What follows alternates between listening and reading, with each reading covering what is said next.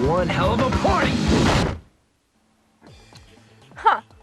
At E3 this year, we saw tons of great upcoming titles from Capcom. Beautiful Joe 2, Resident Evil 4, and Shadows of Rome. But Devil May Cry 3 may be one of their most anticipated because the kids love Dante. Apparently, androgynous albino men light the fanboys' fires. Yeah, they do. Of course, if you need your Dante fix right now, let me know who you are. You can actually play as a teeny tiny cel-shaded Dante in the PS2 version of the original Beautiful Joe. Yes, he looks all itty-bitty and cute and really not menacing and brooding at all. Look at him. Who's an adorable little demon slayer? You are? No, I don't slay. Only show you Adam Sessler and Morgan Webb. Actually, one of us is probably going to leave before the show's over.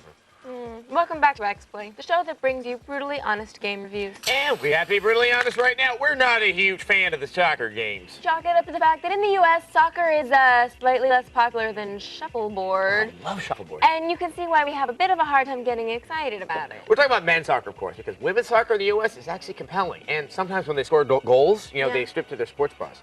I'm just saying that they might go together. So how do we tap into the enthusiasm the rest of the world feels for football? By tapping into the new online component of FIFA Soccer 2005.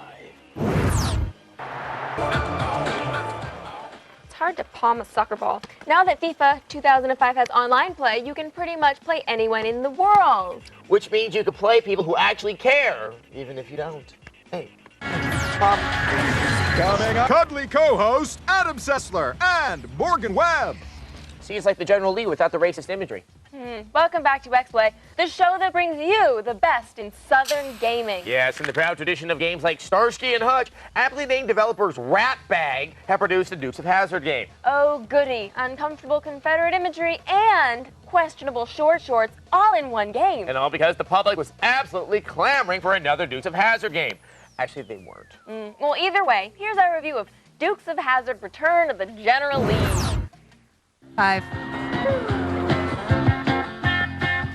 Well, thank God this game came out, because it opens the door for all those other great TV show games we've been dying to play. Like a BJ and the Bear dating sim. Or a Little House on the Prairie first-person shooter. Or a Love Boat hack and slash. And let's not forget the Mama's Family real-time strategy game. See, you get to manage your resources so you can make sure they never rerun it again. For Rays, it's Adam Sessler and Morgan Webb. See, we have a purpose. Welcome back to Xplay, the show that brings you the best platformer of the year. It might even be the best game of the year. Doo-doo. So far, this year has given us some great driving games. Like Burnout 3. Great shooters. Halo 2. Great strategy games. Rome Total War. And a great game to beat unsuspecting people up in. Barbie Horse Adventure. I mean San Andreas. Good. Yeah. But this is the first platformer to join the lofty ranks of those covenant shooting, car crashing, hooker punching titles. Here's our review of Ratchet and Clank Up Your Arsenal. Was terrific. Yeah, great.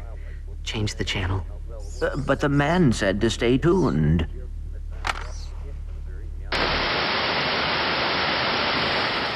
There are so many reasons to love this game, the multiplayer being one of them. And the rest of the game being the other Yes. reason. Now, one little tip. If you have not played the Ratchet game since the first one, I highly recommend you play going commando first. This game is more difficult, and it kind of assumes that you really know how to play it. If not, then you can play the third one, but the second one's great too. So, you know what? Yeah, might as just well play play them all. it. There's like a tutorial in the beginning, so people aren't going to be left totally high and dry if they just pick up Ratchet and Clank. Now, I'm giddy like a schoolgirl, but now we're going to turn to something more serious. Viewer mail. Today's viewer mail is from David M. at Benicia High School. He writes, I have some questions for you guys. Question number 1. I heard rumors that a new first-person slasher like Mach and X is in the works somewhere.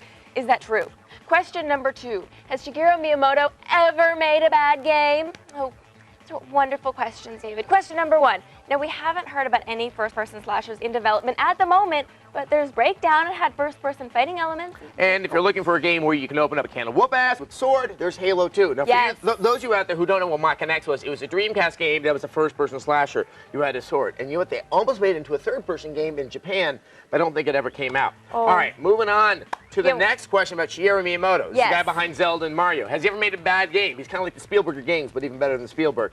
I think the second Zelda. You think the second Zelda? It's not a terrible game, but It's not terrible. it's still, compared to the other ones, I've never really cared for it. And some people don't like the second Mario game, but that's highly debatable as well. I mean, they're just bad in his oeuvre. Exactly, they're not terrible. Oeuvre, it sounds like ovary. Good night. What are you talking about? What? Who? Stop that.